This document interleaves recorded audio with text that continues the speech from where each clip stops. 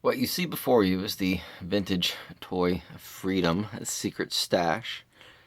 And I want you to take a minute and try to guess which of these carded figures I intend to open. We have many different toy lines, some common, some obscure.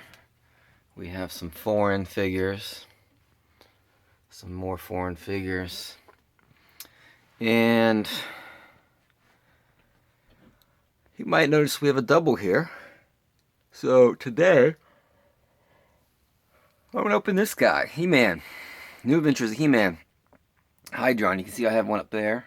It's in pretty decent shape. You can see I have some more. I have a 2-pack. I have some. Those are actually foreign. His name right there says Brack. That's not his American name.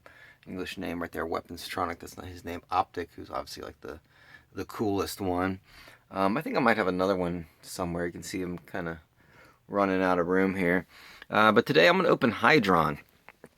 And I like He-Man. I like Masters of the Universe. Actually, you see I have 3 of these guys. This one's for sale. And I like the New Adventures of He-Man line. I had some of these guys. I'm pretty sure I had Hydron. I had one of the He-Man figures. There's Slushhead. He's always cool. So he is leader of the Galactic Guardians. He leads a tri-solar system with Lieutenant Flipshot and travels back in time to search the universe for He-Man. He wants to bring him to the future. Battle against Skeletor and the alien goons from planet Denebria. So this is from 1989. It's from Mattel. And so I was 6 when these came out. Now they're obviously not as cool as the original Masters of the Universe. And you can see I got a decent carded collection of those. There's Beastman, Too Bad, Cyclone, Leech, Sarod, and Blade. Those I'm not opening. Those are really, some are in good shape, some are in bad shape. But this guy's pretty rough. I already have one. You know, the hanger tab is torn. There's holes in it. The card is just worn. The bubbles scuffed up and yellowed. So yeah, I'm going to open this guy up. This is probably the one that I definitely was not sure if I was going to open, but because I got in a lot with this and with that guy up there, that Brack, whose real name is Flog. Well, not real name, but his English name is Flog. Because he's cool, and I have him loose, but I don't have him complete. And it's actually, you know, I got this for $10. And to find him loose and complete with the comic is going to cost you more than 10. So they're good deals to be had out there. So I'm going to bust him open. A little bit of apprehension with this guy, just because it is so old. But you know, all of those I found for pretty cheap. I don't spend a lot for carded figures. The most I've spent on some of those Joes, I might have spent 50. Maybe, honestly, I think maybe one of them I spent 50. But generally, I don't like to spend more than 35 on something that's pretty decent. I like to find good deals. So, my point being, this isn't one that's really worthwhile. You can find a lot of the New Adventures line for a relatively inexpensive. One thing to note is his legs are very sticky, and they smell weird, almost like, I don't know, like when you buy a new shower curtain.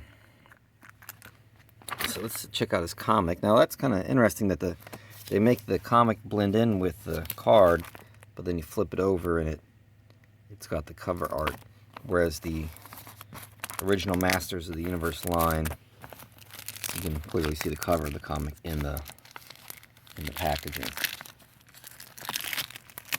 Open this guy. I'll work on this guy. So Hydron, he's got his spear gun, he's got his helmet, and his, I don't know what you call that other thing.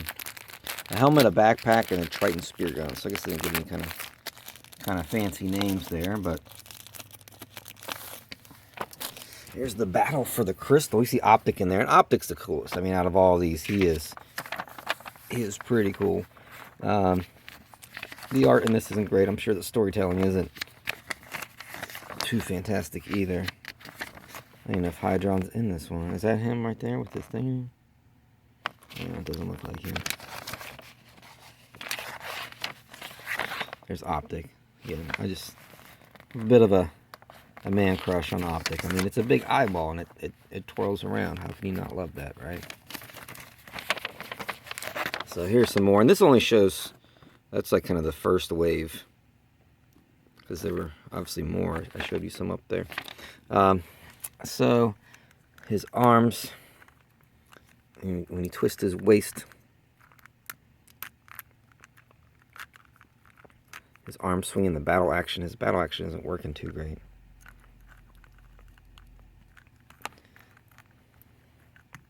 So turn his arms to wind and then twist waist to lock arms in place.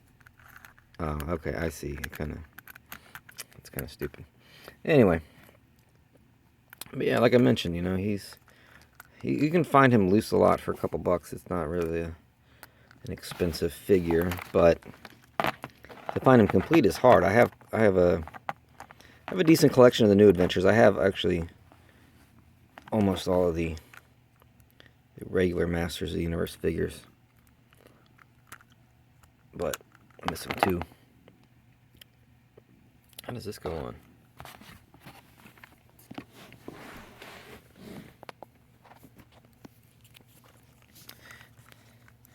But you know, these guys again, they're not hard to find, but it is challenging to find all their stuff. So I don't know, maybe if you're a maniac like me, maybe you'll buy some carded ones and open them up so that you can have a complete one whose legs are very, very sticky.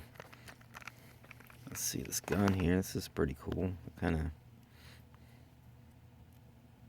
like spins around and stuff. So I don't understand why he would hold it in a downward motion. That's kind of odd. As you kind of see there in the card art, but I guess that's what he does. I don't know.